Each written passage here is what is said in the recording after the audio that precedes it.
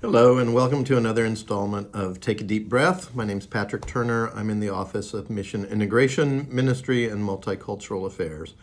And today I thought I'd talk a little bit about the art of doing nothing.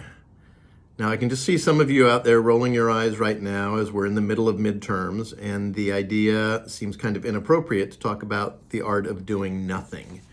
So, what I want to suggest is this. You may be right. So, finish your tests, finish your midterms, and then make some time to do nothing. Father Dan Horan, who is a Franciscan friar that I greatly admire, wrote an article recently that really got me thinking. He talked about the challenges for us to just do nothing. As he says, in this country in particular, we think of doing nothing as being somehow frivolous, of a waste of time, of something that's always in the future after we get everything done.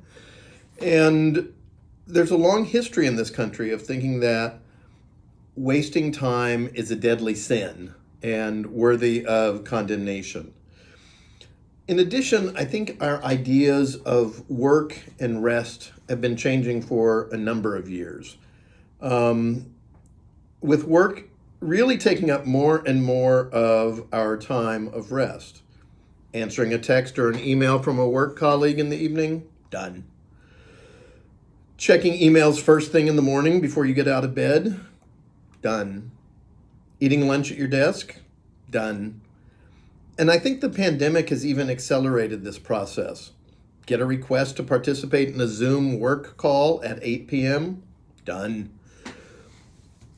And the things that where we used to have the opportunity to rest really have sort of disappeared. That evening commute home where you had a chance to sort of unwind and disconnect from work to home, that's gone for many people. Right now, the full commute is walking from your dining room to your living room where your office is set up. And now, even in Connecticut, I read this the other day, they're talking about eliminating snow days for our school kids and replacing them with online classes. And what I want to challenge us about is whatever happened to the concept of allowing our spirit and our minds to breathe, to stay away from all that we've been doing and just play. How are kids going to learn to dream and to imagine? And who's going to make the snowmen and the snow angels? So for us, I'm giving us a challenge this week. How do we give ourselves permission to do nothing? And what does nothing even look like? I have a few ideas. I think we have to give ourselves explicit permission to rest and to do nothing. We may actually have to schedule it in our calendars, which sounds kind of counterintuitive. But put down the phone. Block time to step away from your computer.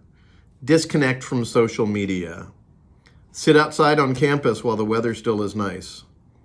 Find a book to read that has nothing to do with your job or with your classes. Set aside 10 to 15 minutes a day to meditate or to read spiritual reflections. And take time to walk. I'm really lucky that my dog Buddy forces me to get out and take 3 walks a day. So what's your favorite way to do nothing? Post your answers in the comments section, and then find that time to do nothing. It allows us to think, to dream, and to imagine.